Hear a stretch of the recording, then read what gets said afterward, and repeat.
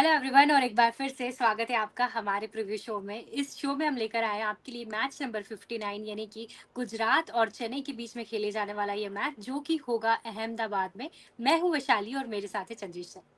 कैसी हैं आप वैशाली जी? सब ठीक है? सर सब बढ़िया है, आप बताइए। बस भला चंगा सब कुछ बताइए। सर ये मैच चेन्नई के नज़रिए से ज़्यादा इम्पोर्टेंट है क्योंकि जैसा कि हम बात करते आ रहे हैं कि तीन टीमें शायद भिड़ंत कर रही है वो टॉप फोर में जाने के लिए। गुजरात के पास खोने के लिए ज़्यादा नहीं है, चेन्नई के पास है जो भी है। क्या लगता है चेन्नई सेम स्ट्रेटेजी के साथ जाएगी क्योंकि पिछला मुकाबला जीत कर आ रहे हैं और नोटेबल है कि उनके पास कुछ कंसर्न्स है, प्लेयर्स की अनअवेलेबिलिटी है। क्या लगता है सर आपको? बहुत ज़्यादा इश्यूज हैं चेन्नई के खेमे में। धोनी की इंजरी को लेकर भी इशू हैं क्योंकि वो बहुत काफ़ी नीचे आ रहे हैं बल्लेबाजी करने के लिए। और उनके खेमे से सूत्रों ने कहा है कि उनको चोट लगी है जिसकी वजह से वो ज़्यादा देर बल्लेबाजी नहीं कर सकते। तो ये सब को देखते हुए मुझे लग रहा है कि उनके पास एक सुनहरा मौका है। कुछ और नए खिलाड़ियों को मौका देकर उनको मतलब टेस्ट करने का। राजवर्धन हंगरगेकर बाहर बैठे हुए हैं। और आपके पास मुकेश चौधरी भी बाहर हैं। इन सबका आप इस्तेमाल कीजिए। और इस मैदान पर आप आ रहे हैं वापस एक बार 1 साल बाद, जहाँ पर पिछले साल आपने आईपीएल का ट्रॉफी जीता था। तो सुनहरे यादें होंगे उनके लिए और इस मैदान से। और इससे बेहतर उनके लिए मौका नहीं हो सकता कि वो वापस उसी मैदान पर आके अपनी कैंपेन को फिर एक बार पटरी पर लाए हैं, जहाँ पर उन्होंने पिछले साल ट्रॉफी जीता था। बिल्कुल, जैसा आपने एक बात करी कि नए प्लेयर्स को मौका देना ही पड़ेगा और पिछले मुकाबले में हमने देखा सिमरजीत सिंह ने उनको मौका मिला, उन्होंने अच्छा परफ़ॉर्म किया। इन इसके अलावा कोई और बदलाव आप देख रहे हैं सर इस मुकाबले में? मुझे लग रहा है कि आपको राजवर्धन हंगरगेकर की तरफ जाना ही पड़ेगा क्योंकि आपके पास और ज़्यादा कोई विकल्प मौजूद नहीं है। आई थिंक मतीशा पतिराना भी इंजर्ड होके चले गए हैं, पर आपके पास रिचर्ड ग्लीसन का विकल्प मौजूद है। मुस्तफिजुर तो जा चुके हैं बांग्लादेश, वो वापस नहीं आने वाले हैं। तो आपके पास जो विकल्प मौजूद हैं उसमें जो ऑप्शंस हैं उसके तरफ अगर आप देखें तो मैं तो कहूँगा, यहाँ तक भी मैं कहूँगा कि आप जो है निशांत सिंधु के पास भी जाएँ क्योंकि वो एक बहुत ही अच्छे ऑलराउंडर है। आपके पास रविंद्र जडेजा ज़रूर है, उनके जैसे ही है वो निशांत सिंधु भी, पर एक अतिरिक्त विकल्प हो जाएगा। आपने अगर मिचेल सैंटनर और इनको खिलाया है, जडेजा को साथ में खिलाया, तो निशांत सिंधु को भी देख सकते हैं। पर अगर आप निशांत सिंधु की तरफ ना जाना चाहें, तो राजवर्धन हंगरगेकर की तरफ तो आपको जाना ही जाना चाहिए। बिल्कुल, तो इसी के साथ बता दीजिए किन प्लेयर्स पर निगाहें रखें हम इस मैच में? देखिए, प्लेयर जिन पर मेरी नज़र होगी इस साल, इस मुकाबले में माफ़ कीजिए, वो वापस एक बार जो है रविंद्र जडेजा होंगे। ज़बरदस्त फॉर्म में है इस वक्त गेंदबाजी के साथ। और दूसरे खिलाड़ी जिन पर हमेशा ही नज़र है वो है शिवम दुबे। और तीसरे खिलाड़ी जिन पर मेरी नज़र है वो है डैरिल मिचेल, क्योंकि मुझे लगता है कि डैरिल मिचेल जो है is due for a big one. और ये मुकाबला हो सकता है जहाँ पर वो कुछ कमाल कर सकते हैं।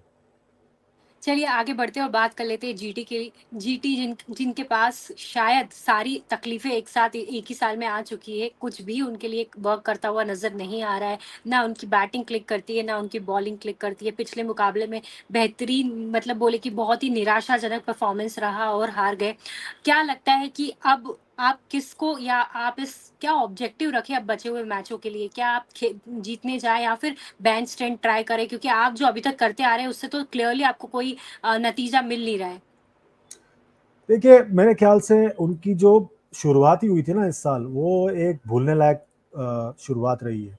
और आई थिंक कहीं न कहीं वो जो प्लानिंग के साथ उतरे थे, वो प्लानिंग बिल्कुल काम नहीं किया उन्होंने। तो अब वक़्त हो चला है नए खिलाड़ियों को मौका देने का। और उसमें पहला कदम उन्होंने ये उठाना चाहिए कि उन्हें जो है रिद्धिमान साहब को बहुत-बहुत धन्यवाद कह देना चाहिए।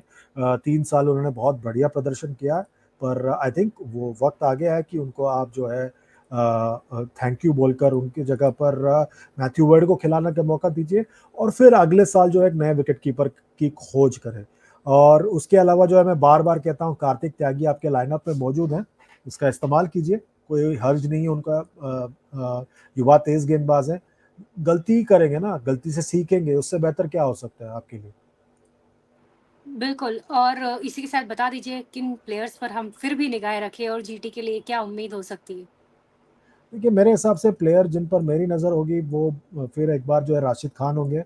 ज़बरदस्त गेंदबाज हैं और वो दिखाना चाहेंगे कि क्यों वो एक इम्पॉर्टेंट कॉग है इस लाइनअप में। दूसरे खिलाड़ी जिन पर मेरी नज़र है वो मेरे ख्याल से है राहुल तेवतिया, क्योंकि वो बल्ला घुमा सकते हैं और उनको अब तक गेंदबाजी नहीं दी है। मैं हैरान हुआ हूँ उसके वजह से।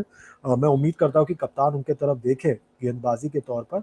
और तीसरे खिलाड़ी जिन्होंने इस साल बिल्कुल कोई कमाल नहीं किया वो है डेविड मिलर, और उनको भी एक मौका देना चाहिए आपको कि वो कुछ कमाल कर पाए यहाँ पर, और देखें कि वो क्या करते हैं इस प्रदर्शन के साथ। बिल्कुल, इसी के साथ आखिरी सेगमेंट यानी कि कौन जीत रहा है इस मुकाबले को? मुझे लग रहा है यहाँ पर चेन्नई का पलड़ा भारी है, और और ये जो चूंकि चेन्नई का पलड़ा भारी है, आई थिंक वो जो है भारी पड़ेंगे यहाँ पर इस युवा गुजरात टीम पर। बिल्कुल, किसी से भी पूछेंगे ऑब्वियस चॉइस उनकी चेन्नई रहेगी। बट मैं फिर से अल्ट्रा प्रो में रिस्क लेना चाहूँगी और मुझे लगता है कि गुजरात जीत सकती है इस मुकाबले को और शुभमन गिल स्पेशल नॉक जिसका सभी को इंतज़ार है और इस टूर्नामेंट में अभी तक आना बाकी है। आई थिंक ये दिन है, ये मैच है जहाँ पर आएगी और Shubman Gill has to lead from the front अगर जीटी को जीतना है तो ऐसा मुझे लगता है। चलिए देखते हैं, बस कुछ ही देर की बात है। बिल्कुल, आप लोगों को क्या लगता है? आप भी कमेंट करके बताइएगा। Thank you so much for watching, thank you for sending your feedbacks and we will be back again with another show.